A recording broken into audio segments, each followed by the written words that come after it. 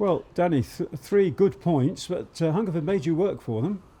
Yeah, obviously they're not in the position they're in for the league for nothing, but I felt we absolutely dominated from start to finish, Kevin. So, of course you have to win the game, but, I'll ask you a question. How many chances did we create? And on another day, how many goals could we have had?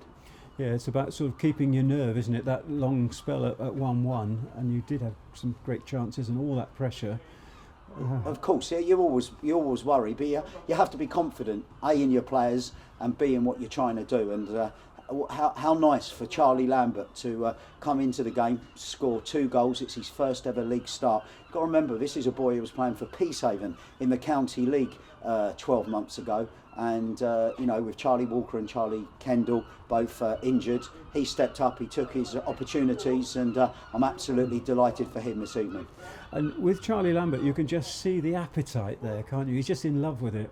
Yeah, it's a bit of a throwback to when Gary Wilson was manager, isn't it? Eastbourne Borough used to sort of look round the leagues, find the Andy Atkins, find those type of players, and, it's something that I enjoy. And I watched Peacehaven because obviously we were playing them in the semi-final of the Senior Cup. I watched them play 3 times last season, and I just felt there was something about Charlie. Yes, of course he's raw, but he's been fantastic in training, and obviously it's bitterly disappointing that Charlie Kendall has an ankle injury and Charlie Walker has a knee injury, but that's football, isn't it? And how well Charlie Lambert stepped up to the mark and scored 2 goals for Eastbourne Borough.